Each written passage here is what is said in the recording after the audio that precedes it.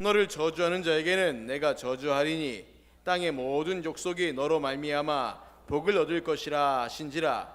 이래 아브라함이 여호와의 말씀을 따라갔고 롯도 그와 함께 갔으며 아브라함이 하란을 떠날 때 75세였더라.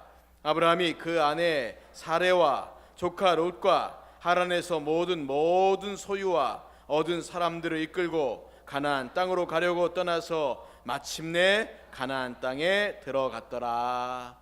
아멘. 자, 전사님 그 유인물 다 나눠드렸습니까? 혹시 유인물 안 받으신 분 있으신가요?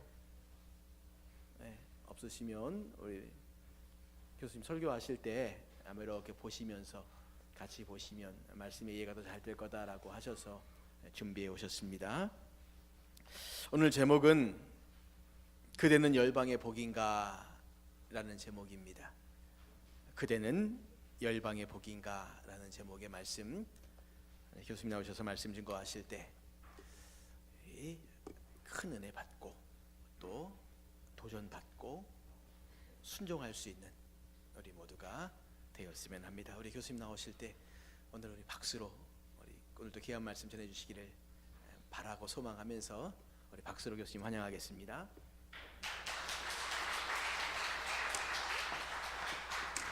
한 30년쯤 된 교회니까 한번 옆에 있는 분하고 인사할까요? 제가 만든 인사법은 아니고 제가 배웠는데 좋아하시더라고요. 반말할 수 있으면 반말로, 반말 못하면 존댓말로 뭐 이렇게 해보겠습니다. 옆에 있는 분한테 너 때문에 내가 삽니다. 한번 해보시겠습니까?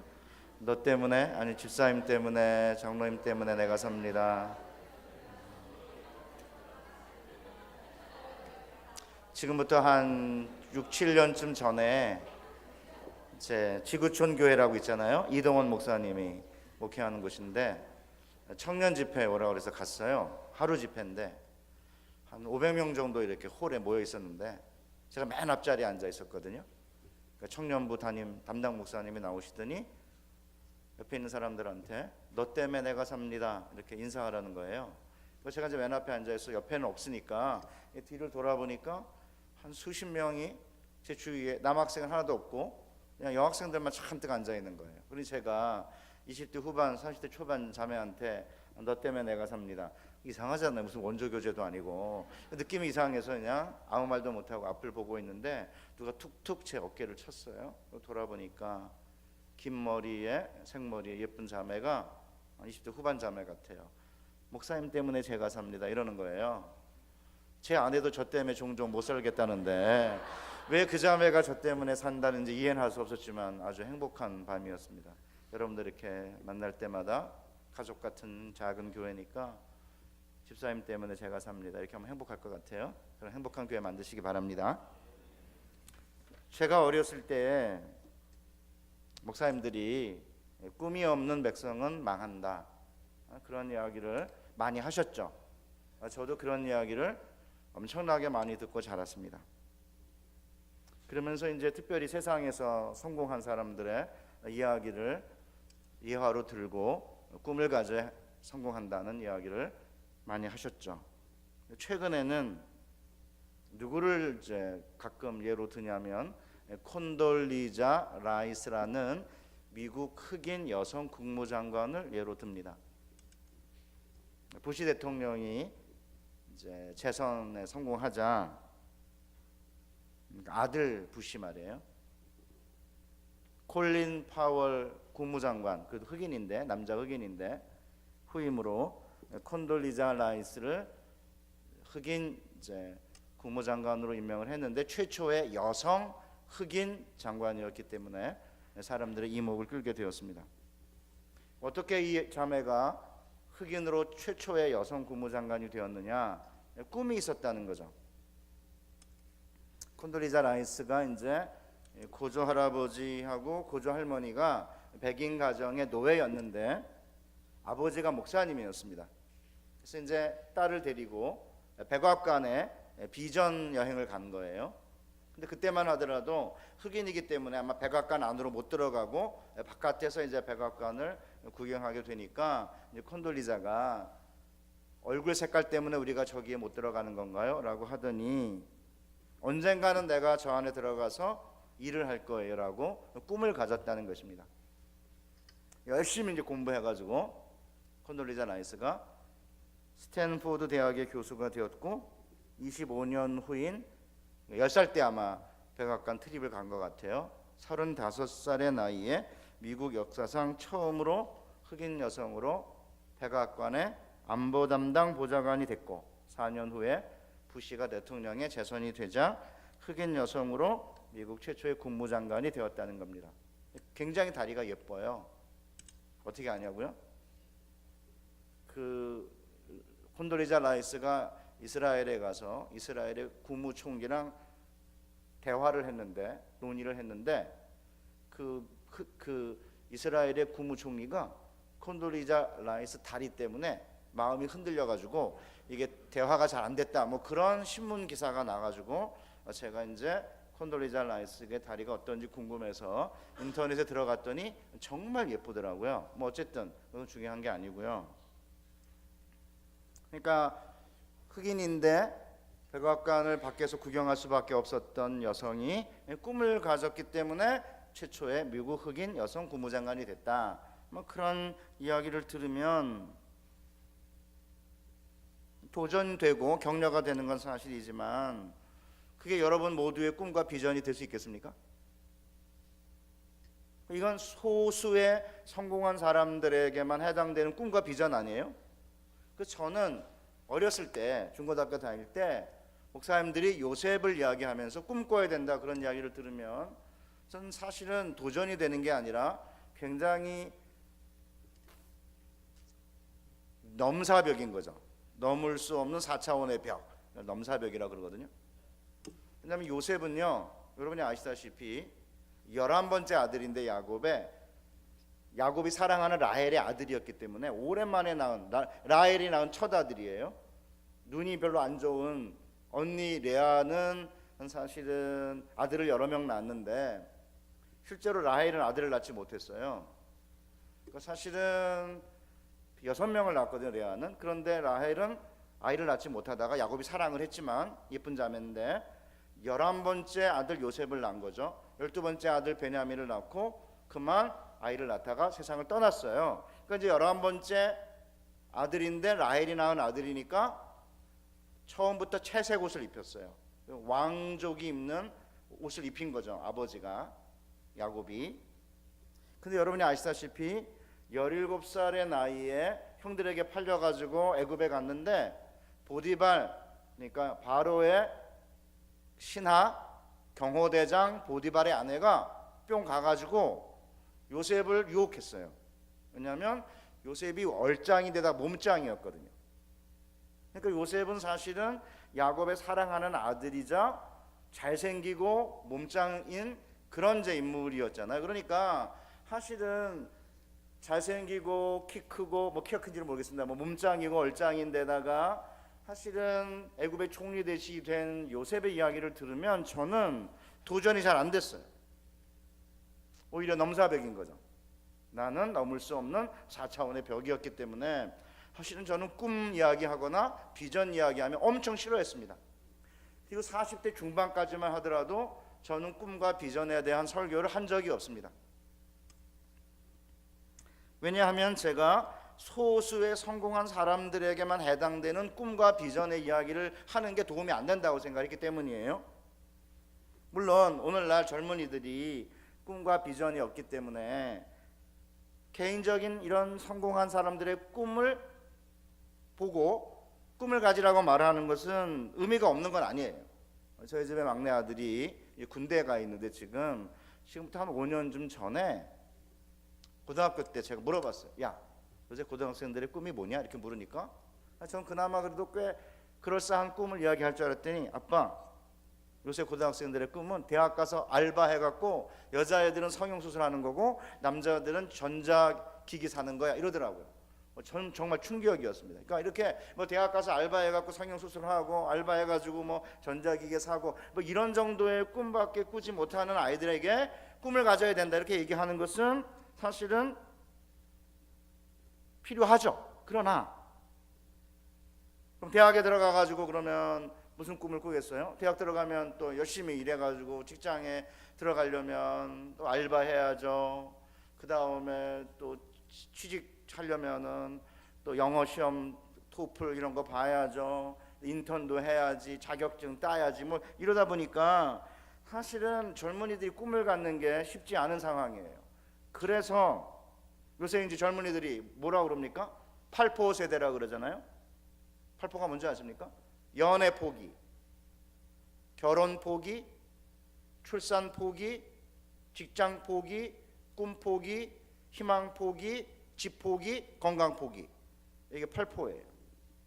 사실은 요새 이제 젊은이들한테 꿈을 가지라고 이야기하기가 쉽지 않은 그런 상태이기 때문에 사실은 꿈 이야기를 하는 게 도움이 되는 건 사실이지만, 제가 오늘 은혜교회 교우들과 함께 나누려는 꿈은 이 세상에서 이야기하는 그런 꿈이 아니고요, 모든 그리스도인들에게 해당되는 꿈과 모든 하나님의 백성들에게 해당되는 비전이 뭔지를 함께 살펴보면서 여러분과 제가, 특별히 젊은 우리 세대가 진정한 꿈과 희망을 가지기를 바라고, 은혜교회가 다음 세대를 세우는, 다음 세대를 이어가면서 다음 세대를 사실은 세워나가야 되는 이제 꿈과 비전이 있어야 되는데, 그래야 이제 교회에 희망이 있는 거 아닙니까? 그런 점에서 진정한 희망, 성경에서 말하는 꿈이 뭔지를 함께 살펴보겠습니다. 사실은 여러분들이 이렇게 세상에서 성공한 사람들의 꿈과 또 소망, 그 다음에 성공한 이야기 이렇게 듣고 나면 기껏해야 그 세상에 성공한 사람들의 수는 얼마 안 되는 데다가, 그렇게 성공해 봤자 기껏해야 자기 집, 그 다음에 친척, 아비 집, 여기에만 사실은 복이 되는 사람 아니에요?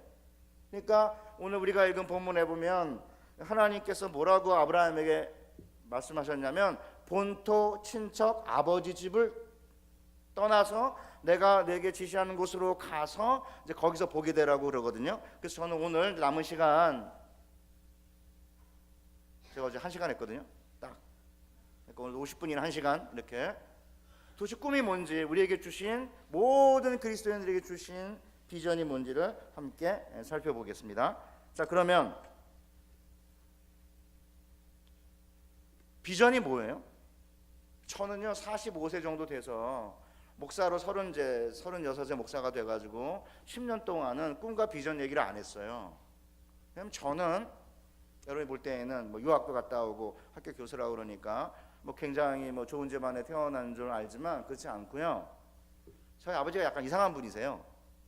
키는 훤칠하고 잘생겼습니다. 못 믿으시죠? 저희 어머니가 저희 집안의 비주얼에 물을 흐려놓으셨는데 제가 어머니를 닮은 거예요. 저희 아버님은 잘생기셨어요. 키도 크고. 그래가지고 카투사를 하는 거예요. 35년생인데 영어도 못하시는 분이 어떻게 군대 가가지고 카투사로 이렇게 차출돼가지고 1년 동안 카투사로 있었어요. 그때 아마 죄송하지만 허파에 바람이 들어가신 것 같아요. 그래가지고는 집안에 성실하지 않으셨어요. 그래가지고는 뭐 돈만 있으면 뭐 일을 안 하고 사무실 차리고 직원 채용하고 뭐 이렇게 하시고, 뭐 돈만 있으면은 또 이제 큰 돈 번다고 뭐 도박하고 뭐 이러는 바람에 제가 등록금을 못 내 1년 휴학을 했습니다. 제가 이제 배문중학교를 다녔는데 뺑뺑이로 추첨으로, 제 추첨 2회인가 3회예요. 그 배문중학교가 어디냐면 만리동에, 서울에 가면 이제 만리동이라는 데가 있어요. 만리동 시장 꼭대기에 있는 별로 안 좋은 학교였어요. 옛날 우리 시대에는 똥통학교라고 그랬거든요. 진짜 말이 굉장히 생경하죠. 똥통학교가 뭡니까? 그러니까 똥통 그런 학교라 이 말이에요. 만리동 시장 꼭대기에 있는 학교인데 박정희 대통령 아들인 지만이가 추첨을 했는데 그 학교에 배정이 된 거예요. 정직하게 추첨을 한 거죠. 학교가 발칵 뒤집혀진 거죠. 대통령 아들이 들어왔으니까. 요새 무슨 뭐 그 문재인 대통령 별거 아니면 옛날에 박정희 대통령 시절에 대통령 아들은요, 박정희 대통령이 그 당시만 하더라도 날아가는 새도 떨어뜨릴 만한 어마어마한 권세가 있었기 때문에 학교가 갑자기 뒤집어진 거예요. 학교 앞에 원래 시장통이었는데 시장에 길이 생겼어요. 사람들이 쪽지를 갖다가 지만이한테 주니까 경비실을 크게 만들어 가지고 사람들이 함부로 못 들어오게 이렇게 경비실을 막았습니다. 그리고 이제 주민등록증을 주면은 그때 이제 이렇게 뭐 이렇게 방문 이런 거 폐차를 하고 학교에 들어올 만큼 엄격했고요. 한 학기 한 번씩은 선생님들이 학교 오전 수업만 하고 청와대 초청 받아갔는데 그때는 우리가 얼마나 행복했는지 몰라요. 오전 수업밖에 안 하니까. 박정희 대통령 아들이 지만인데 지만이가 학교에다가 이렇게 기념 식수를 했어요. 학생이. 박지만 기념 식수 이런 것 붙였으니까. 지금도 제가 1년 휴학하는 바람에 같이 졸업했거든요. 지금도 졸업 사진을 보면 우리는 다 정면에서 찍었는데 걔만 15도 각도에서 찍었어요. 옆으로 이렇게. 저희는 이렇게 못생긴 애들이랑 이렇게 한 팀이 돼가지고 아무 데나 찍었는데 걔는 정자가 보이는 뒷 배경을 하고 잘생긴 애들만 모아가지고 사진 찍었습니다. 지금도 사진 보면 너무나 대조되거든요.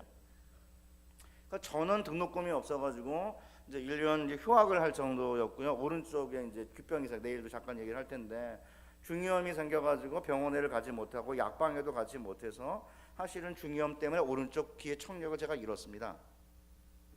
여러분들이 이제 지금 볼 때에는 뭐 그렇게 뭐 안 느끼겠지만, 그러니까 사실은 저는 어렸을 때 꿈을 갖는다, 비전을 갖는다 그런 생각하지 못했어요. 그냥 나 혼자 큰 죄 저지르지 않고 살면 된다 이런 생각을 했지 꿈과 비전을 갖는다 그런 생각을 못했던 거예요.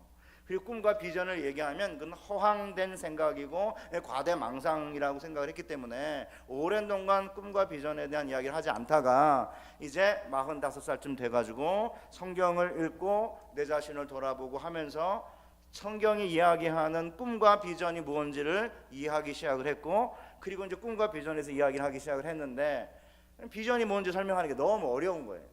그래서 오랜 동안 몇 년 동안 고민하다가 제가 드디어 책을 한 권 만났습니다. 칭찬은 고래도 춤추게 한다. 여러분 많이 들으셨죠? 그 책을 쓴 사람이 켄 블랜차드인데 이 켄 블랜차드가 비전으로 가슴을 뛰게 하라 뭐 이런 책을 썼어요. 여기 얇은 책입니다. 신학책이 아니고 경영하는 거에 대한, 회사 경영에 대한 책이에요. 비전이라는 단어가 눈에 꽂혀가지고 책을 샀는데 그 안에 비전을 정말 설명을 잘하는 거예요. 그래서 그 비전에 대한 설명을 가져다가 아브라함을 하나님 불러내시는 창세기 12장 1절에서 3절에 딱 맞춰보니까 너무나 설명이 잘 돼서 제가 켄 블랜차드가 이야기하는 비전의 개념을 여러분에게 설명한 다음에 성경에다가 딱 맞춰가지고 아브라함에게 주신 비전이 오늘 우리 모두에게 준 비전이라는 점을 설명하고 하나님께서 우리를 향해 어떤 소망을 가지고 계신지를 함께 살펴보겠습니다. 자, 우선 켄 블랜차드는 비전을 뭐라고 설명하나 한번 보세요. 비전은 자신이 누구고 어디로 가고 있으며 무엇이 그 여정을 인도할지 아는 거다 이렇게 정의를 했어요. 자, 그러면 비전 안에 세 가지 요소가 있는 거예요. 첫째, 비전은 자기가 누군지, 다시 말해 내가 왜 사는지를 알아야 한다는 거예요. why예요. 영어로 why. 왜 사는지. 우리 은혜교회 교회 여러분 왜 사시죠? 난 왜 지금 존재하죠? 여기에. 그다음 은혜교회는 왜 수원시 메탄동에 존재해야 됩니까? 우리 가족은 왜 지금 살아가고 있죠? 이유가 뭐죠? 이렇게 물으면 왜 사냐고요? 요새 뭐라고 말해요? 그러면 웃지요. 왜 옛날에 그 어떤 시인의 그 시를 인용해서 왜 사냐고 웃지요. 제가 학교 다닐 때 저희 세대는 저희 윗세대랑 마찬가지로 죽지 못해 산다 그랬습니다. 저도 마찬가지였습니다. 중학교 3학년인데 등록금을 못 내가지고 학교를 못 다니니까, 중학교 3학년 남자아이가 학교를 못 다니니까 저에겐 소망이 없었어요. 근데 우리 목사님이 경상도 분인데 성격이 아주 강하신 분인데 저한테 너는 쓸데없이 왜 복학하려고 맨날 그러냐, 너네 엄마 도와라 이래가지고 목사님 때문에 마대 공장에 취업했습니다. 마대 공장이 뭐냐면, 마대가 뭐냐면 긴 막대기에 헝겊이 달려 있어가지고 이게 바닥 물 걸려 청소할 때 쓰는 게 마대예요. 거기 공장 다녔어요. 2달 동안. 망했어요 공장이. 저 때문에 망한 거 아니에요. 오해하지 마시고 사장이 뭘 잘못했는지 공장이 망했어요. 그때 제가 월급을 얼마 받았는지 기억이 안 납니다. 첫 월급을 타가지고 11조를 떼서 드리고 성경책을 하나 샀어요. 그리고 어머니에게 비닐 장갑 사드렸습니다. 얼마인지 기억 안 납니다. 그러니까 그때는 그 시각장애인 가수가 있어요. 김용인가? 이용. 네. 부모님 왜 나를 낳으셨나요? 그 가사가 너무나 가슴에 와닿았어요. 복음성가보다 훨씬 마음의 위로가 되는 거야. 왜 나를 쓸데없이 나가지고 물어보든지, 야 우리 집에 날 이렇게 물어보지도 않고 나를 낳았는데 낳아보니까 완전히 찢어지게 가난한 집안인 거죠. 왜 살아요? 왜 나는 존재하죠? 에 대한 답을 못하면 비전이 없는 거예요. 자, 그러면 왜 사는지, 존재하는 이유가 뭔지, 삶의 목적이 무엇인지에 대한 분명한 인식이 있어야 비전이 있는 거고, 은혜교회도 마찬가지. 은혜교회가 왜 존재하느냐, 메탄동에 우리 김 목사님과 중직자들과 모든 교인들이 같은 생각을 가져야 이 교회 비전이 있는 거예요. 자, 그러면 비전이 뭔지를 설명하기 위해서 켄 버렌차드가 누구를 예로 드냐면 디즈니 월드를 예를 들어요. 디즈니 월드, 여러분 아시죠? 월트 디즈니가 디즈니 월드를 만들었어요. 어디에? 플로리다에, LA에. 플로리다에 만든 게 처음 만든 건데, 보통 우리는 테마파크 사업이라고 그러잖아요. 놀이공원. 왜 존재하느냐? 그러면 돈 벌려고 이렇게 할 거 아닙니다. 디즈니 월드는 월트 디즈니가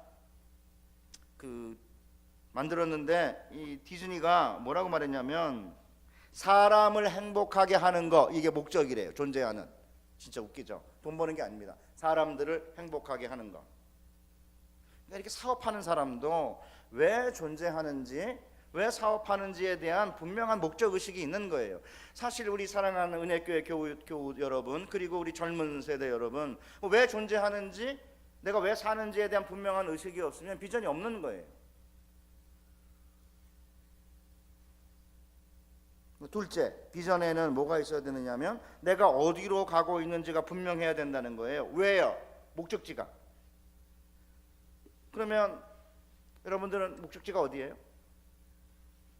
은혜교회는 10년 후나 20년 후나 30년 후에 어떤 모습일지에 대한 청사진이 있으세요? 저는 이 책을 읽기 전에는 비전을 굉장히 막연하게 생각했기 때문에 잘 몰랐어요. 비전이 있는지도 잘 모르고 비전이 뭔지 잘 몰랐는데, 이 책을 읽은 다음에 그럼 10년 후에 내 모습은 어떨지, 제가 60세인데 지금 10년 후면 70이고요 20년 후면 80인데 그럼 70세 때에는 내 모습은 어떨지, 80년 후에 내 모습은 어떨지, 10년 후나 20년 후에 내 가정은, 제가 이제 아들 하나, 아들 둘, 딸 하나인데 셋의 앞으로의 10년 후나 20년 후의 모습은 어떨지, 저 그때부터 고민하기 시작했어요. 그러니까 우리 은혜교회 교우들도 마찬가지. 지금 20대면 30대, 내가 40대, 50대는 어떤 모습이면 좋을지, 지금 50대, 40대, 50대, 60대 중년층에 있는 분들은 앞으로 10년, 20년, 30년 후에는 우리 자녀들은 어떤 모습이면 좋을지, 뭐 그런 청사진이 있으십니까? 그게 없으면은 비전이 없는 거예요. 은혜교회도 마찬가지예요. 은혜교회 그냥 있다가 그냥 사라지겠지, 뭐 어떻게 되겠지, 그게 아니라 은혜교회 10년, 20년, 30년 후에 메탄동에 은혜교회가 어떤 모습이면 좋을지에 대한 그림이 있어야만 비전이 있다고 말할 수 있다는 거예요. 자, 그러면 디즈니 월드는 뭐냐? 월트 디즈니는 미래의 청사진이 뭔지 알아요? 디즈니 월드에 공원에 들어온 고객들의, 손님들의 입가에 띈 미소가 들어올 때부터 나갈 때까지 끝까지 지속하게 만드는 거, 이게 목적이래. 그게 청사진인 거예요. 미래에. 진짜 웃기죠, 그죠? 세 번째, 그러면 내가 왜 존재하는지 목적을 가지고 미래의 청사진을 그리면서 앞으로 나아갈 때 어떻게 해야 그 목적지에 도달하면서 존재 목적을 달성할 수 있을지에 대해서 아는 거, 그게 중요하다는 거예요. 뭐예요? 영어로 how, 어떻게. 그러니까 그 목적지에 가기까지 여정을 인도할 핵심 가치가 4개인 거예요. 디즈니 월드는 뭔지 아십니까? 첫째, 안전, 친절, 공연, 효율성, 4가지. 그러니까 모든 직원들이 이 핵심 가치 4개를 가지고 처음에 안전이 최고의 가치예요. 두 번째가 친절이고, 세 번째가 공연을 잘하는 거고, 네 번째가 아주 효율적으로 하는 건데, 요 4개를 잘 습득해가지고 손님들을 대하면 사람들을 행복하게 하는 목적을 달성할 수 있게 되고, 끝내는 손님들이 공원에 들어오는 순간부터 나가는 순간까지 입가에 띈 미소가 사라지지 않게 되는 청사진을 이룰 수 있다는 거예요. 진짜 웃기죠? 뭐 가보셨습니까? 디즈니 월드 한번 가보세요. 나중에 나이 드신 어르신들 애들한테만 잘한다고 돈 적금해가지고 애들한테만 하지 말고 그냥 나이 든 분들 돈 모아서 가세요. 애들한테 잘해봤자 아무 소용없어요. 애새끼들 잘해줘봤자 뭐 별 도움이 안 돼. 죄송합니다. 애새끼들이라 그래가지고 우리도 우리 자신을 돌봐야 돼요. 오케이 뭐 괜히 쓸데없는 소리 하는 것처럼 보여서 죄송한데, 그러니까 나중에 이제 가보시면 알지만 뭐 롯데 여기 뭡니까 여기 에버랜드하고 비교가 안 될 정도로 굉장히 잘 만들어 놔가지고 어른들도 가면 행복하거든요. 뭐 어쨌든 자, 그러면 우리 사랑하는 은혜교회 교우들과 그 다음에 은혜교회는 어때요? 은혜교회는 왜 여기 존재하는지, 은혜교회는 앞으로 30년 40년 어떤 모습일지에 대한 청사진을 가지고, 그러면 매번 모일 때마다 어떤 가치가 제일 큰 가치예요? 예배 드리는 게 제일 큰 가치입니까? 교육입니까? 봉사입니까? 기도입니까? 아니면 헌신입니까? 그러니까 뭔가 가치가 순서가 정해져 있어야 된다. 그러니까 친절하게 이렇게 대하다가 손님들을 디즈니 월드에서는 갑자기 악 하고 비명소리가 들리면 손님 죄송합니다. 비명소리 나는데 가서 무슨 일이 벌어졌는지 알아야 되겠습니다라고 양해를 구하고 비명소리 나는데 쫓아가야 된다는 거예요. 왜냐하면 첫 번째 가치가 안전이니까. 그런데 저거는 지금 그 바이킹 타다가 사람들이 소리 지르는 비명일 거야 이러고 가지 않으면 안 된다는 거죠. 저는 오늘 여러분과 저에게 특별히 제가 이야기는 젊은 대학생들이나 중고등부 애들에게 하고 싶은 이야기인데 잘 안 오니까 뭐 만날 수도 없고 요새는 대학생들은 만날 기회가 있는데 중고등부 애들은 만날 기회가 없는 거예요. 제가 왜냐하면 중고등부 애들 있는 데 가서 한번 수련회를 인도를 했는데 저 죽는 줄 알았습니다. 애들이 집중을 안 하는 거예요. 걸그룹 몇 명 외워가지고 하니까 그때는 쳐다보다가 갑자기 성경으로 돌아가면 딴짓하고 난리를 치는 거예요. 제가 1시간 동안 죽는 줄 알았습니다. 끝나고 나니까 애들 표정이 애쓰고 있네 뭐 이런 표정이기 때문에 난 그 다음부터는 중고등부 안 한다고 그러죠. 중고등부 안 해요. 그러니까 중고등부는 이제 20대 중반 20대 중반의 전도사님들이 해야만 먹히는 거지 60대 꼰대가 가가지고 이게 해결이 안 되는 거예요. 그래서 이제 대학생들을 제가 만나기 원한 이유가 뭐냐면 과연 하나님께서 우리 모두에게 주신 꿈과 비전이 뭐냐는 거죠. 과연 나는 왜 여기 살고 있고 내가 마지막에 인생을 마쳤을 때 관에 누울 때 그때 비로소 내가 누군지 안다거든요. 그러니까 사람의 크기는 누울 때 비로소 안다 그러잖아요. 제가 관에 누웠을 때 사람들이 저의 그 영안실에 찾아와서 저에 대해서 생각하는 거, 저에 대해서 하는 말이 저의 모습이거든요. 그러니까 실제적으로는 우리 은혜교회에 속해 있는 모든 교우들이 왜 나는 존재하고 나의 미래의 청사진의 모습은 어떻고 내가 그 목표를 달성하기 위해서 나는 어떤 가치를 가지고 어떻게 살아가는지에 대한 분명한 의식이 없으면은 비전이 없는 거예요. 그러니까 비전이 없는 백성은 망하는 거죠. 그런 대로 그냥 흘러가는 대로 살다 보니까 자 그렇다면 우리가 이런 꿈을 각자가 만들어서 가져야 된다는 말입니까? 아니에요. 하나님께서 우리 모두에게 주신 비전은 아브라함에게 주신 비전이에요. 한번 같이 보실까요? 그래서 제가 아브라함에게 주신 비전 창세기 12장 1절부터 3절을 제가 여러분들에게 이렇게 시처럼 이렇게 나눠 가지고 이렇게 이제 나눠 드렸는데 제가 읽을게요. 창세기 12장 1절부터 3절에 보면 동사가 나오는데 동사 형태가 세 가지가 있어요. 좀 약간 어려워요. 5분만 고민하세요. 완료형이 있고요, 미완료형이 있고 명령형이 있어요. 제가 이제 읽으면서 설명하겠습니다. 너는 가라 명령형이에요. 너의 본토 친척 아비 집으로부터 내가 내게 지시할 땅으로. 떠나는 원래 동사가 아닙니다. 우리 한글에서 그냥 번역하다가 넣은 거예요. 그 다음 명령이에요. 가라. 그 다음 두 번째, 그러면 내가 너로 큰 민족을 이루게 할 것이며. 미완료형이에요. 내가 내게 복을 줄 것이며. 미완료형이에요. 내 이름을 내가 창대케 하리니. 이 미완료형이에요. 그 다음 너는 복이 되라. 명령형이에요. 그러면 내가 너를 축복하는 자를 축복하고 내가 너를 저주하는 자를 저주하리니 둘 다 미완료형이에요. 그리고 마지막이 땅의 모든 족속이 너를 인하여 복을 얻을 것이라는 완료형이에요. 자, 됐죠? 오케이.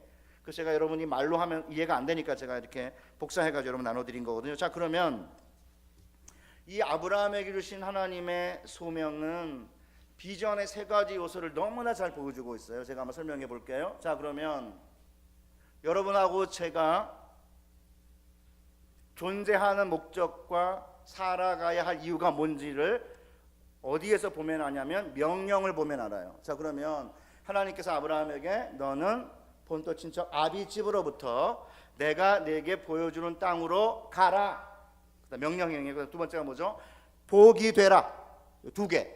가라, 복이 되라. 이 두 개가 여러분과 제가 사는 존재 목적이고 내가 왜 사는지 이유예요. 자, 그러면 여러분에게 제가 질문해 보겠습니다. 하나님께서 우리를 부르신 것은 우리를 복주려는 게 1차적 목적이 아니고요.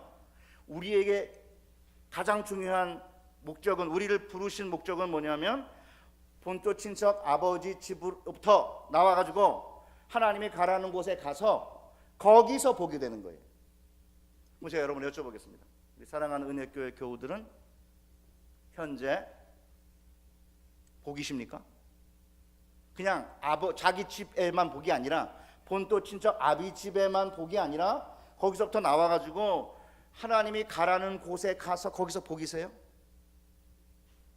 만약에 이 질문을 던지면 진짜 우리의 비전이 얼마나 광대하고 얼마나 사실은 장엄한 건지 이해할 수 있는데 이런 거예요. 보세요. 왜 하나님이 본토 친척 아버지로부터 나오라고 그러는지 아세요? 이 세상에서 사는 사람들은 대부분 왜 사냐면 자기 집, 아버지 집, 본토 친척 아버지 집에 복이 되는 삶을 살죠. 물론 본토 친척 아버지 집에 복이 안 되는 인간들도 많아요. 기껏해야 이 세상에서 진짜 잘 나가는 사람들은 기껏해봤자 어떻게 살죠? 좋은 대학을 나와가지고 좋은 직장에 들어가가지고 장가 시집 간 다음에 자기 아버지에게 잘하고 부모에게 잘하고 뭐 친척에게 좀 잘하고 동문에게 잘하고 그러고 살죠. 근데 하나님께서 우리에게 원하시는 것은 그런 삶이 아닌 거예요. 기껏해야 자기 집, 기껏해야 자기 동문, 기껏해야 자기 친척에게만 복되는 삶이 아니라 거기서부터 나와가지고 하나님이 가라는 곳에 가서 거기서 복이 되는 삶을 하나님 우리에게 원하시는 거. 저는 이게 정말 얼마나 중요한 이야기인지. 우리 한국 사회가 망하는 이유가 뭡니까? 좋은 대학을 나온 사람이 자기 대학 출신들에게만 복이 되는 삶을 살기 때문에 이 한국 사회가 이 엉망진창 아니에요? 죄송합니다. 서울대학 나오신 분들, 서울대만 예를 들어 보겠습니다. 서울대가 뭡니까? 서울에 있는 국립대학이에요. 국가의 비용으로 어마어마한 땅을 차지하고 거기에 좋은 교수들을 모아놓고 등록금 반이에요. 요새는 얼마인지 모르겠습니다. 등록금 옛날에 제가 학교 다닐 때 반이었습니다. 그러면 숫자를 적게 뽑아요. 그러면 숫자를 적게 뽑았으면은 국가가 그렇게 적게 뽑은 겁니다.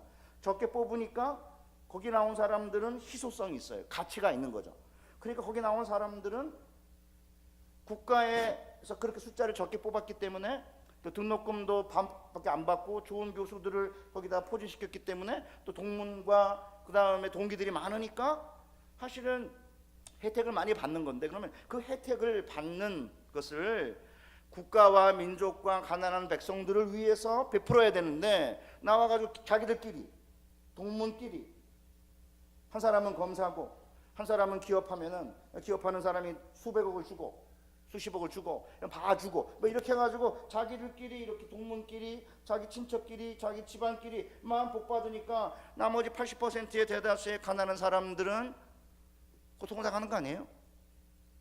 그러니까 하나님은 우리에게 원하시는 게 뭐냐면 본토 친척 아버지 집, 이게 우리 한국 사회의 가장 큰 병폐예요. 혈연, 지연, 학연, 기껏해야 거기서부터 사실은 자기 가족과 자기 동문과 자기 식구들에게만 복이 되는 그런 삶, 거기에 매몰되지 말고 좀 나와가지고 하나님이 가라는 곳에 가서 거기서 복이 되라는 거죠. 우리 사랑하는 은혜교회 교회 여러분, 여기 왜 오셨습니까? 다 다른 배경을 가지고 있는데 여기 지금 와 계시잖아요. 그러면 김인천 목사님은 교인들의 복이 되셔야 되는 거고, 은혜교회 장로님들은 교인들에게 복이 되어야 되는 거고, 은혜교회 안수 집사님들은 교인들에게 복이 되어야 되고, 은혜교회 권사님들은 교인들에게 복이 되어야 되고, 교우들은 김인철 목사님의 복이 되고, 그리고 장로님들에게 복이 되고, 권사님들과 안수집사에게 복이 되고, 그래가지고 은혜교회 교우들은 서로에게 복이 되는 그런 삶을 살겠다는 삶의 목적을 가지고 모인 공동체가 된다면 그야말로 하나님의 나라 아닌가요? 나는 복인가? 이런 질문을 끊임없이 던지셔야 돼. 그러니까 가장 먼저는 단순히 나를 낳아준 어머니에게 나는 복인가? 오케이. 부모님들은 내 자녀에게 내가 복인가? 남편에게 복인가? 아내에게 복인가? 거기에만 머물지 말고, 물론 그것도 안 하는 인간들이 많으니까 그렇게 해야 되겠지만, 거기에만 머무는 게 아니라 나는 과연 본토 친척 아버지 집으로부터 나와서 하나님이 가라고 하는 곳에 가서 거기서 복이 되는 삶을 살고 있는가? 이런 질문을 던져야 진정 하나님의 백성인 거죠. 그렇기 때문에 많이 배우고 뭐 똑똑하고 잘생기고 그럴 필요 없는 거죠. 어떤 권사님이 계신데 예수 믿지 않은 집안에 가신 거예요. 젊었을 때 시집 갔는데 예수 믿지 않는 집안에 가서 온갖 고생 다 하고 예수 믿는다고 핍박당하고 했지만 남편을 예수 믿게 만들고 자녀를 예수 믿게 만들고 그 시댁을 예수 믿게 만들었다고 한다면, 아무리 배움이 없고 아무리 잘난 것도 없고 아무리 뭐 세상에서 유명하지 않아도 하나님께서 이 땅에 보내신 목적을 달성한 거 아닙니까? 저희 할머님은요, 한글 잘 모르세요. 학교를 못 다니신 거죠. 그래가지고 양학을 통해서 한글을 익히셨어요. 그래서 한글을 읽으십니다. 그런데 옛날에 성경을 보면 이 가운데가 잘라져 있어가지고 이렇게 읽고 그 다음에 밑으로 내려와서 다시 오른쪽으로 와서 이렇게 읽잖아요. 근데 어느 날 보니까 처음부터 끝까지 밑에까지 읽는 거예요. 이렇게.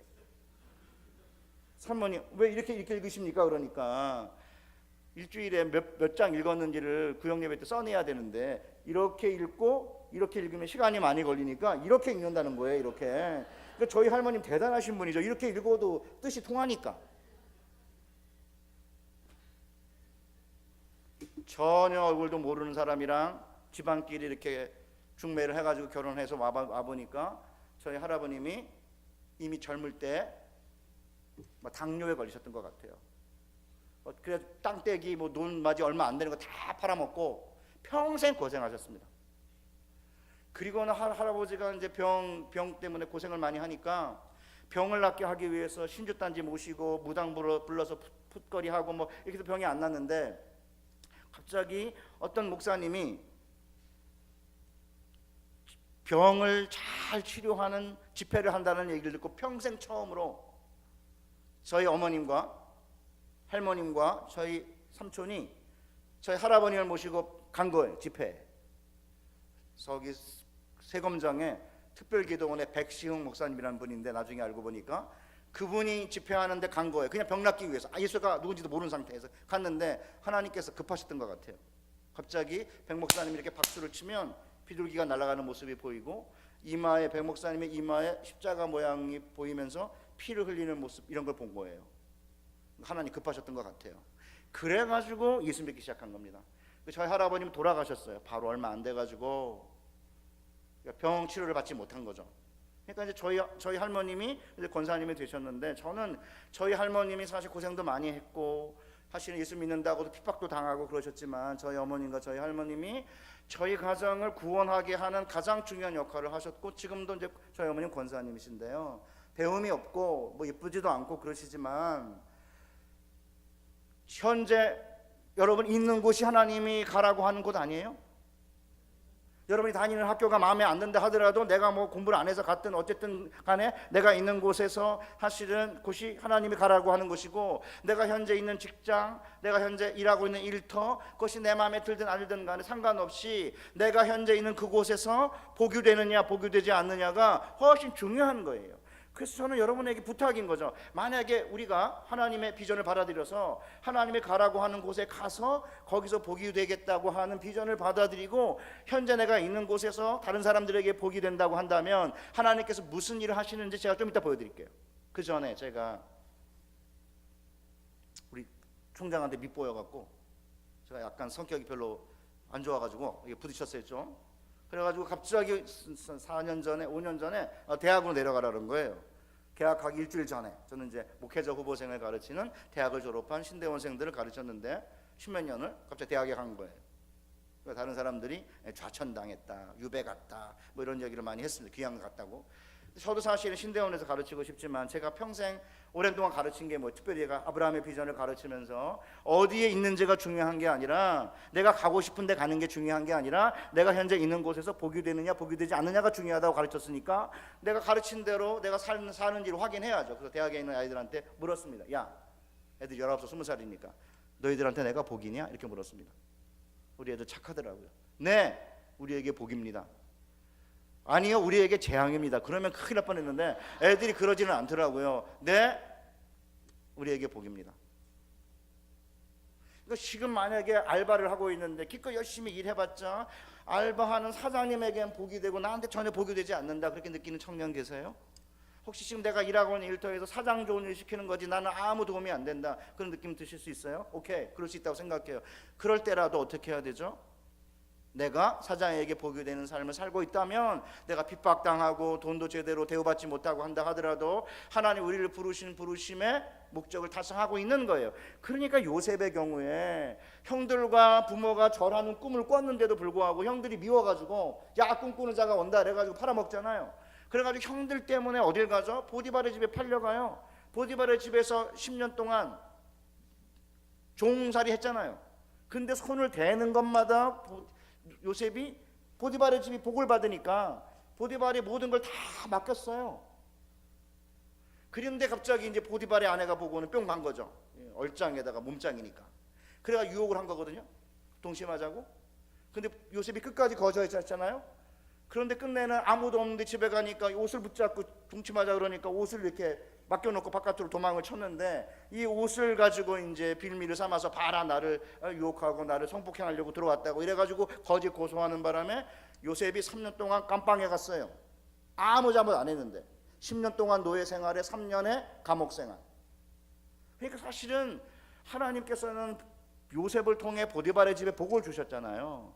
그리고는 감옥에 가서도 감옥에 들어온 바로의 신하들에게 복이 되잖아요. 그리고 나서는 13년 만에 하나님께서 놀랍게도 요셉을 애굽의 총리 대신으로 만들지 않으십니까? 저희 집에 사위 녀석이 이제 의전을 졸업하고 이제 군대를 안 갔다 왔기 때문에 공보일을 가야 됐습니다. 저희 집에 딸내미는 서울에서 이제 근무하는데, 그러니까 얘가 이제 추첨을 해야 되잖아요. 지가 추첨을 한 거예요. 컴퓨터 추첨되고 지가 뽑았어요. 어디로 뽑았냐? 완도에 떨어진 거예요. 저 밑에 전라남도 완도에. 그러니까 이제 얘가 이제 멘붕 상태인 거예요. 아니 이게 도대체 하나님의 뜻이 이럴 수가 있느냐? 도대체 나를 완도에 보내 하나님의 뜻은 뭐냐? 뭐 이런 고민을 하다가 저한테 전화를 했어요. 그래서 제가 그랬죠. 네가 뽑았잖아. 완도에 보내 하나님의 뜻이 어디냐? 네가 뽑았잖아. 네가 잘못 뽑아가지고 완도 뽑아놓고 왜 하나님의 뜻을 따지냐? 그리고 제가 이렇게 말했습니다. 거기에 간 게 네가 잘못 뽑았든 하나님이 그 안에 어떤 숨겨진 뜻이 있든지 간에 상관없이 하나님의 뜻은 네가 어디에 있든지 그곳에서 복이 되는 삶을 사는 거야. 그렇게 말하니까 이 녀석이 네 아버님 알겠습니다 이렇게 말을 했는데, 진짜 아는지 몰랐는지 모르지만 제가 여러분에게 하고 싶은 말이에요. 지금 내가 태어났는데 이상한 집안에 태어난 거예요. 내가 마음에 안 드는 집안에. 그럼 어떻게 할 건데요? 내가 공부를 뭐 잘했든 못했든지가 내가 현재 다니고 있는 학교가, 그리고 내가 지금 처해 있는 곳이 하나님이 나를 보내신 곳이라고 생각하고, 그리고는 그곳에서 복이 되느냐 복이 되지 않느냐 이런 질문을 던져야 되는 거예요. 그렇게 되면 무슨 일이 생기냐면요, 진짜 놀라운 건 뭐냐면 내가 복이 되느냐 이 질문. 제가 이제 2년 동안 대학에 있다가 이제 신대원으로 복귀를 해가지고 이제 3년째인데요. 지금도 마찬가지입니다. 과연 나는 수업에 들어온 이 학생들에게 복인가? 내가 오늘 만나는 사람들에게 나는 과연 복인가? 이런 질문을 끊임없이 던지기 시작하면은 하나님께서 우리를 통해서 하시려고 하는 일들이 많은 거죠. 왜 메탄동에 은혜교회가 있어야 되냐 이거예요. 은혜교회는 이 메탄동에 있는 지역에 복이 되는 교회가 되어야 되는 거죠. 그래서 감자탕 교회라고 하는 조현사 목사님이 뭐라 그러냐면, 교역자들한테 택시를 타고 감자탕 교회 오면 택시 운전하시는 분에게 2배를 줘라 이런데, 2배를 택시값을. 여러분 돈이 그만큼 없으시니까 2배 주시지 말고요, 그냥 잔돈 안 받으면 될 것 같아요. 택시 타가지고 계속 목사님 욕하고 막 이렇게 하다가 은혜교회 딱 내리면은 택시기사들이 뭔 생각하겠어요? 도대체 이게 뭐냐 이런 거 할 거 아니에요. 타서 좋은 얘기하고 그 다음에 뭐 좀 덜 받는다든지 잔금 안 맞는다든지, 아니면 뭐 돈이 좀 여유가 있는 분들은 뭐 2배를 주면 이 교회를 다니는 사람이 다름 느낄 거 아닙니까? 메탄동 이 지역 이 근처에 있는 슈퍼 비싸더라도 다녀야 된다고 저는 생각해요. 싸다고 먼 데 가서 싸게 파는 데 가서 사오는 것도 괜찮지만, 메탄동 지역에 있는 작은 슈퍼 같은 데 가서 좀 사면 좀 비싸더라도 메탄동 지역에 복이 되는 삶이 되는 거 아닌가요? 저는 이렇게 해야만 하나님께서 이 메탄동 지역에 은혜교회를 세우시는 목적이 있는 거예요. 그 다음에 두 번째, 그러면 청사진은 뭐예요? 거의 다 왔네요. 미래 청사진은 뭐예요? 완결형이에요. 완료형. 끝에 땅의 모든 족속이 너를 인하여 복을 얻을 것이니라. 무슨 뜻이에요? 이렇게 주님의 부르심을 따라서 하나님이 가라는 곳에 가서 거기서 복이 되겠다는 비전을 받아들이면 내 인생의 끝에 무슨 일이 벌어지는지 아십니까? 땅의 모든 족속이 나를 통해서 복을 받는 비전이 이루어지는 거죠. 그 제가 뭐라고 그랬습니까? 앞으로 내가 30년 후에, 30년까지 못 살 것 같아요. 남자들은 78세? 여자들은 82세? 이게 평균 나이라고 그러거든요. 제가 약간 뚱뚱하거든요. 그러니까 78세까지 못 살 것 같긴 한데, 저희 아버님이 80 지금 4세시니까 저희 아버님보다 덜 뚱뚱하니까 84세까지 살 수 있을 가능성이 있는 것 같아요. 그럼 어찌됐든 간에 20년, 25년, 30년 남았는데, 그러면 30년 후에 제가 죽었을 때, 판에 누워있을 때 사람들이 와서 그래 김지찬 목사 때문에 내가 복을 받았다 라고 만약에 고백할 수 있다면, 하나님 부르신 부르심의 소명을 감당한 거 아닌가요? 그 관에 누웠는데 할 말이 없는 거예요. 그래서 오랜 동안 중직자인데 맨날 까탈스럽게 굴고 돈에 인색, 하나님한테 인색하고 돈밖에 모르고 맨 사람들 괴롭히고, 그러면 할 말이 없잖아요. 마지막 조성할 때 뭐라고 하겠습니까? 이 장로님은, 이 권사님은 기도 많이 하는 권사님이고, 이 안수 집사님은 교회를 사랑하는 안수 집사님이고, 이 장로님은 교회밖에 모르는 장로님이었다. 이분이 우리 교회의 복이었다. 이렇게 실토를 하고 고백하는 그 그림을 그리며 살아야지. 끝내 인색하고 그러면 하나님 우리를 부르신 목적을 달성 못하는 거 아닌가요? 만약에 그래서 이제 가장 중요한 거예요. 하나님이 본토 친척 아버지 집으로부터 하나님이 가라고 하는 곳에 가서 거기서 복이 되는 삶의 목적, 나의 존재 목적을 받아들이고, 마지막에 땅의 모든 족속이 나를 통해 복을 받을 것이라는 그 미래의 청사진을 꿈꾸고 하나님이 지시하는 곳을 향해서 순례길을 가게 되면 무슨 일이 생기는지 아세요? 그 중간에 무슨 일이 벌어지냐면 미완료형으로 되어 있어요. 그게 뭐예요? 내가 너로 큰 민족이 되게 할 것이며. 왜 미완료예요? 앞으로 일어날 거니까. 두 번째, 그러면 앞에서 그 왜 완료형이에요? 완료형은 이미 일어난 일을 보통 가리키지만 너무나 확실해서 분명하게 일어날 것을 완료형으로 표현해. 그렇기 때문에 하나님께서 가라는 곳에 가서 복이 되겠다는 꿈을 받아들이면 마지막 미래의 우리의 청사진은 뭐예요? 너무나 분명하기 때문에 완료형으로 표현한 거예요. 땅의 모든 족속이 나를 통해 복을 받는 그런 모습이 너무나 확실하기 때문에 완료형으로 표시한 거고, 중간에 일어나는 것은 아직 일어나지 않을 거기 때문에 미완료 표현한 거예요. 그러면 무슨 일이 벌어지냐? 첫째, 하나님이 말씀하시는 거, 내가 너를 큰 민족이 되게 할 것이고, 내가 너를 복줄 것이고, 내가 내 이름을 창대케 할 것이고, 내가 너를 복주는 자를 복주고, 내가 너를 저주하는 자를 저주하겠다. 여러분, 이 이야기 들으면 가슴이 터질 것 같지 않습니까? 집안 별로 안 좋아도 괜찮아요. 상관없어요. 흙수저 괜찮습니다. 왜? 본토 친척 아버지 집으로부터 하나님 지시하는 곳으로 가서 거기서 복이 되겠다고 하는 삶의 목적을 받아들이고, 땅의 모든 족속이 나를 통해 복을 받게 될 것이라는 청사진을 꿈꾸면서 하나님이 지시하는 곳에 가서 순례자의 삶을 살며 하나님이 다 하시겠다는 거예요. 전부 주어가 하나님이에요. 내가 너로 큰 민족이 되게 하고. 뭐예요? 번영. 번영 원하지 않으세요? 상가 가보세요. 무슨 상가? 번영위원회. 나 번영위원회가 없는 상가는 본 적이 없어요. 요새는 그게 안 보이더라고요. 하나님 우리로 큰 민족 이루게 해주겠다. 두 번째가 뭐예요? 내가 너를 복주고. 복지. 세 번째, 내가 내 이름을 창대케 하리라. 명예. 내가 너를 복주는 자를 복주고 내가 너를 저주하는 자를 저주하리라. 안전. 많은 사람들이 뭐라고 그러냐면 기복주의는 안 된다 그래요. 오케이, 맞습니다. 기복주의는 안 됩니다. 기복주의가 뭐예요? 복을 받아가지고 자기 가정, 자기 본토, 자기 친척, 자기 아비 집에만 복되는 게 이게 기복주의지. 하나님에게서 복을 받아가지고 하나님이 가라는 곳에 가서 거기서 복이 되는 사람이 왜 기복주의죠? 오늘날 우리 합동측 교회가 심각하게 복에 대해서 잘못 생각하고 하기 때문에 하나님께서 우리에게 주시는 복을 저는 못 받는다고 생각해요. 복 얘기만 나오면 그 목사님 그 기복주의입니다 그런데 진짜 웃기는 거예요. 아니 그러면 복을 안 받으면 어떡할 건데요? 아니 왜 복을 안 받으시려고 그래? 주시겠다는데 뭐 답답하지 않아요? 진짜 기복주의가 누군지 아세요? 강남에 있는 중산층 그리스도인이 겉으로는 기복주의 안 된다고 그러고 속으로는 좋은 아파트 살려고 그러고 좋은 차 살려고 그러고 애들은 외국에 조기가 보내고 그러면서 그냥 입으로는 뭐 기복주의는 안 된대요. 진짜 웃기는 이야기죠. 복 받아서 남 주자 이거 아닙니까? 공부해서 남 주자. 제가 한동대에 제 아들을 보냈는데 김영길 총장님 때문에 보낸 거예요. 김영길 총장님 2번 뵀는데 너무 멋있어요. 장로님이 목사님보다 훨씬 훌륭한 것 같아요. 그 신앙이 얼마나 신앙이 좋은지. 그분이 항상 하는 말이 뭐냐면 공부해서 남 주자예요. 제가 학교 다닐 때 우리 선생님 맨날 야 공부해서 남 주냐? 공부해서 남 주자는 얘기 전 수천 번도 듣고 자랐습니다. 세상에서는 기껏해 한다는 게 뭐냐면 공부해서 남주냐 임마? 공부해서 너가 줄 거니까 공부해라 그거 아니에요? 공부하면 뭐라고요? 와이프 얼굴이 달라진다? 네 그런 이야기. 공부하면 와이프 얼굴이 달라진다. 뭐 공부해서 2호선 타자. 2호선에 뭐가 있어요? 서울대, 뭐 서강대, 뭐 연대 있으니까 2호선 타자. 공부해서 미팅할래. 공부 안 하고 미싱할래. 뭐 이런 말도 안 되는 그런 급품 만들어 가지고 공부하면 남 주는 게 아니라 내 거다. 이런 걸 가르치는 게 세상이에요. 교회는 뭘 말하는 거죠? 공부해서 남 주자 이거죠. 복 받아 남 주자. 돈 벌어 남 주자. 이게 왜 기복주의죠?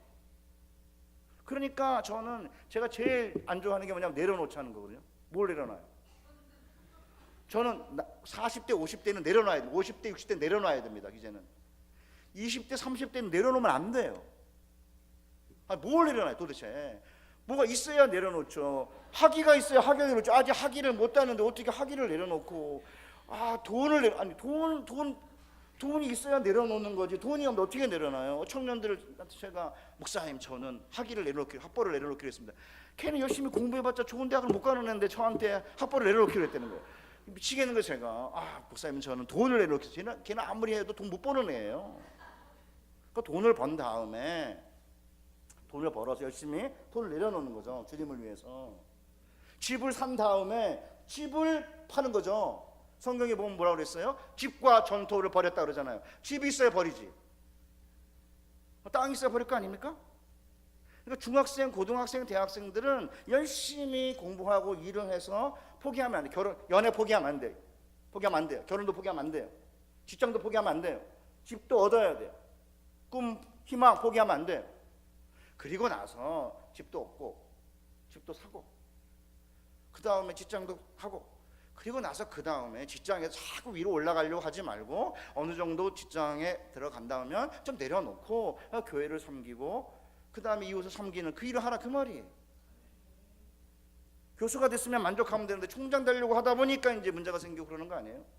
물론 어떤 사람은 총장도 돼야 되고 어떤 분들은 시장도 돼야 되고 대통령도 돼야죠. 근데 그 과정이 내가 그렇게 해서 많은 사람에게 복이 되는 삶을 살아야겠다. 그렇게 해가지고 하나님께서 그 자리에 올려놔야만 그 자리에서 다른 사람들에게 복이 되는 삶을 사는 건데 그렇지 않고 자기가 막 노력해가지고 자리를 차지하려고 그러니까 그 자리에 올라갔을 때에는 사람들에게 복이 되는 게 아니죠. 최근에 제가 기독신문의 기사를 읽고는 기함할 뻔했습니다. 이유가 뭔지 아십니까?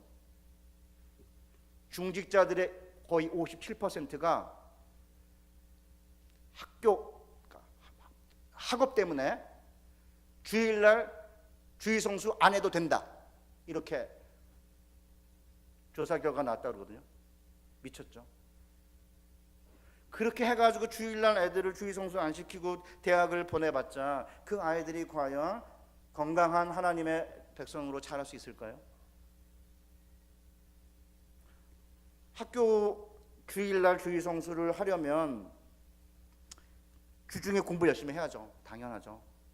그런데 문제는 뭐냐면 주중에도 놀고 주일날도 노니까 이게 문제가 된 거죠. 이게 주일날 주일성수를 하려면 주중에 열심히 공부를 해야 되는 거고, 좀 주일날 조금 교회 나오는 것 때문에 시간을 뺏긴다고 그래도 믿음을 가지고 부모님들이, 중직자들이 주일날 나와서 예배 드리고 하나님 앞에 나와서 기도도 하고 말씀도 듣고, 애들도 영적인 동물인데 애들도 하나님 말씀 들어야 되는, 여러분이 하나님 말씀 듣고 예배하면서 하시는 위로도 얻고 용기도 얻는 것처럼 우리 아이들도 영적인 동물이기 때문에 아이들에게도 말씀이 필요하고 아이들도 기도해야 되고 아이들도 찬양해야 되는데 애들은 안 보내고, 그래가지고 학원 보내봤자 좋은 대학 가면 무슨 소용이 있겠습니까? 신앙을 다 잃어버리는데.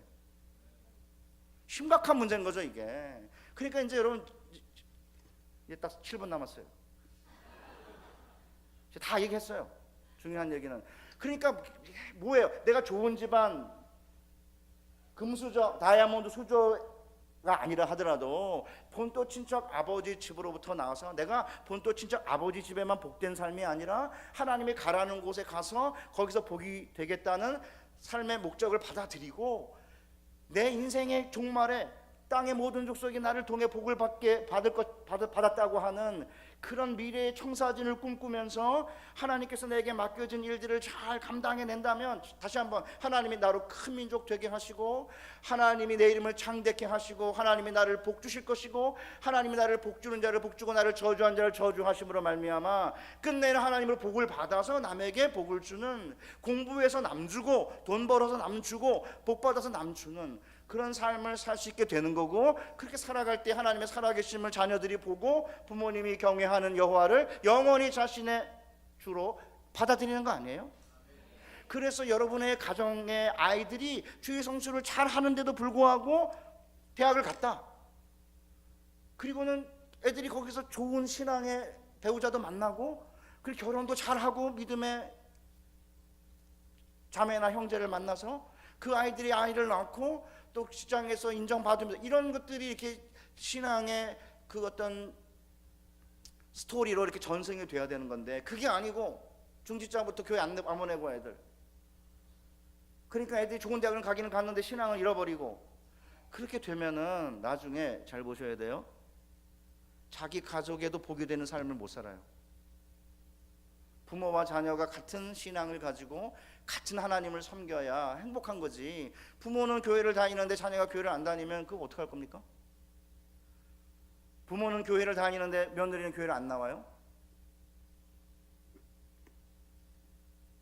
그러니까 저는 우리 사랑하는 은혜교회 교회 여러분, 걱정하지 마십시오. 좋은 대학 못 가면 재수하면 돼요. 삼수하면 됩니다. 저 재수했습니다. 저희 딸내미도 재수했습니다. 안 되면 편입하면 됩니다. 그러니까 멀리 내다보고 하나님께서 내가 너를 큰 민족 되게 하고 내가 너를 복주고 내가 내 이름을 창대케 하고 내가 너를 복주는 자를 복주고 내가 너를 저주하는 자를 저주하겠다고 하는 그 비전을 받아들이면, 하나님께서 그렇게 해주시면 나중에 내가 한 게 아니기 때문에 높은 자리에 올라갔을 때 자연스럽게 베풀 수 있는 거고 자연스럽게 내려놓을 수 있는 건데, 자기가 지 혼자 열심히 노력해가지고 교회도 안 다니고 주일 성수도 안 하고 뭐 이렇게 하면서 높은 데 올라가면 절대 못 내려놓습니다. 사랑하는 은혜교회 교회 여러분, 그 제가 중학교 3학년 때 1년 휴학을 하고 복학을 한 다음에 집이 철거를 당했어요. 신월동으로 이사를 간 거예요. 제가 철거민촌에서 고등학교를 다닌 사람이에요. 그렇게 안 보이지만 철거민촌, 신월동의 철거민촌에서 자랐습니다. 고등학교 3년을. 그리고는 목사가 되려고 하다가 목사가 되기 싫어가 때려치고는, 저 목사가 싫었거든요. 우리 어머님 때문에.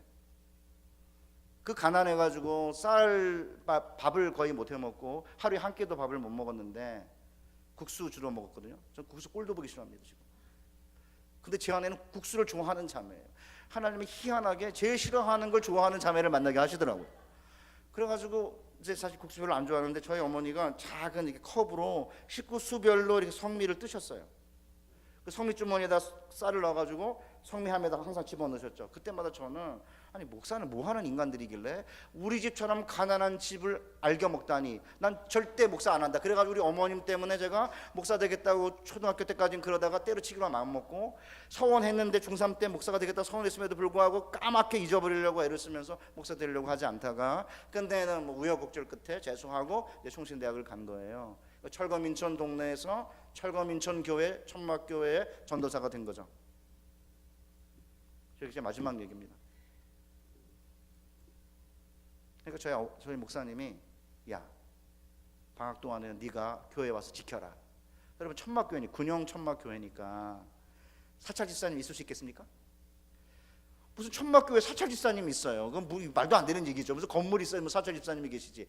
그러니까 이제 마이크랑 앰프를 지키는 게 목적인 거예요. 제가 그거 지켰습니다. 방학에 물 좋은 자매는 하나도 없는 철거민촌의 천막교회를 지킨 거예요.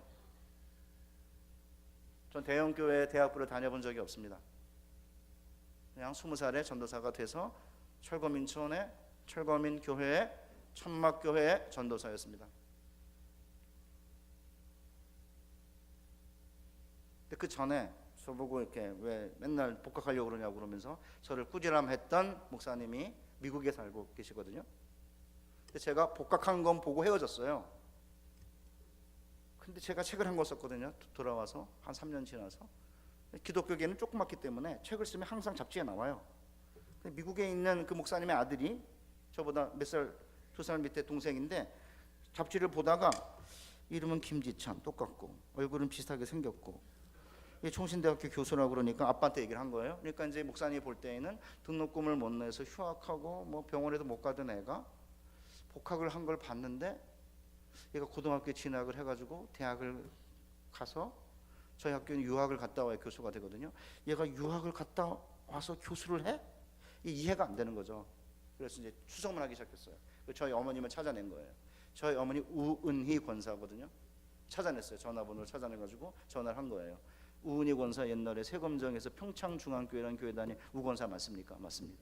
그 아들이 김지찬이라는 애가 있었는데 걔가 총신대학교에서 가르치는 걔 맞습니까? 네, 걔가 걔입니다.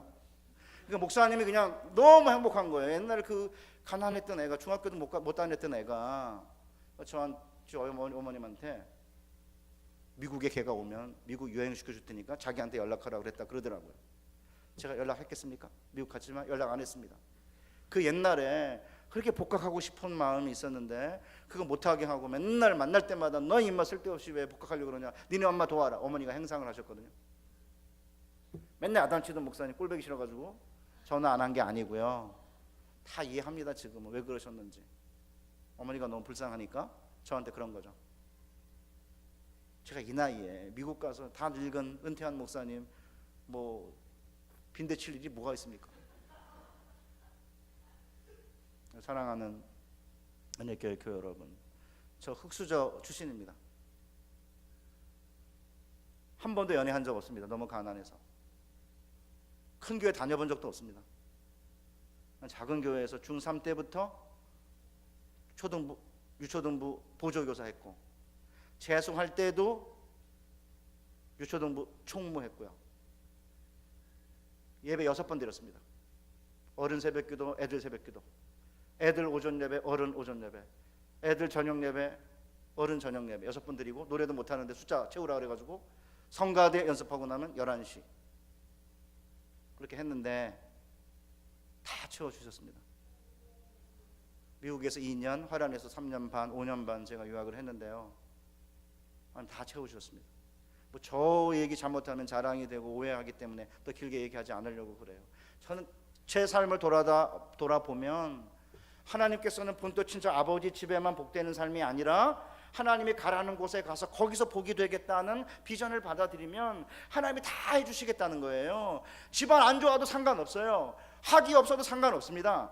인물 잘나지 않아도 상관없습니다. 왜요? 하나님이 내가 너로 큰 민족이 되게 하고, 내가 너를 복주고, 내가 내 이름을 창대케 하고, 내가 너를 복주는 자를 복주고, 내가 너를 저주하는 자를 저주할 것이라고 하는 그 놀라운 약속의 비전을 가지고 우리가 매일같이 우리에게 주어진 일들, 교회의 직분, 세상에서 일, 학업 잘 감당해내면 하나님께서 10년, 20년, 30년 후에 우리의 앞길을 주께서 열어주실 것이고, 다 뒤를 돌아보면서 하나님이 나로 큰 민족 되게 하셨고 내 이름을 창대케 하셨고 나를 복주셨고 나를 복주는 자를 복주고 나를 저주하는 자를 저주하셨다고 하는 고백을 하게 될 거고요. 지금도 저를 건드리는 자가 있으면 제가 한번 건드려 봐라. 어떻게 되나?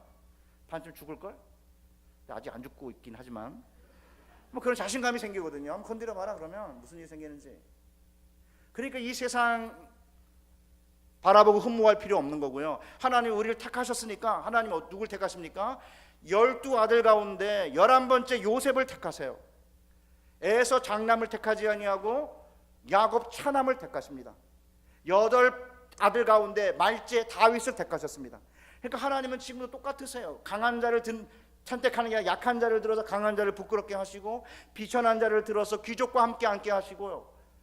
지금도 강한 자는 쓰러지게 하시고 약한 자를 들어서 끝내는 그를 통해서 하나님이 어떤 일을 하시는지를 보여주시는 분이기 때문에, 은혜있게 모든 교우들 이런 비전을 갖고 하나님께서 나를 불러 땅에 열방에 복이 되게 하시는 그 비전을 가슴에 품고 예배하고 기도하고 찬양하고 섬기고 부모 봉양하고 자녀를 잘 양육하게 되면 하나님께서 놀라운 복을 여러분과 저에게 주실 것입니다. 이 비전 가지고 은혜교회가 또 한 해 힘차게 비상하는 멋진 교회 되시기를 주님의 이름으로 축복합니다. 하나님 아버지 감사합니다. 우리에게 주신 이 놀라운 약속의 비전을 가슴에 깊이 새기고, 내가 사실 흙수저고 좋지 않은 집안에서 태어났고 내게 가진 게 별로 없다고 하더라도 하나님께서 나의 모든 것들을 채워주시는 하나님이심을 믿고, 그 하나님을 바라보고 나아갈 때 우리에게 베풀어 주실 복을 생각하며 우리에게 맡긴 일을 잘 감당하는 복된 교우들 되게 하여 주시옵소서. 예수님의 거룩하신 이름으로 기도하옵나이다. 아멘. 감사합니다. 우리 같이 찬양하고 기도하는 시간 갖겠습니다. 우리 보좌 앞에 모였네. 비전 찬양하겠습니다.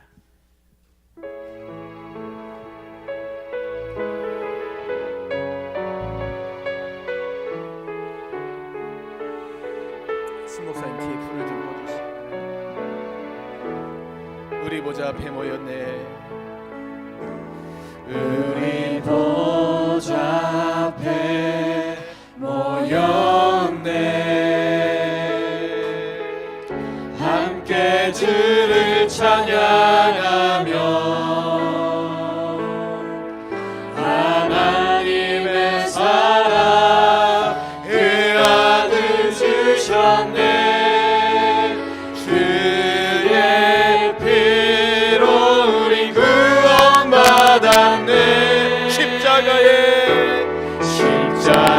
십자가에서 쏟으신 그 사랑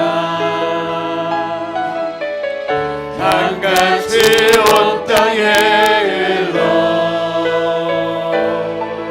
각 나라와 족속 백성 만원에서 구원 받고 주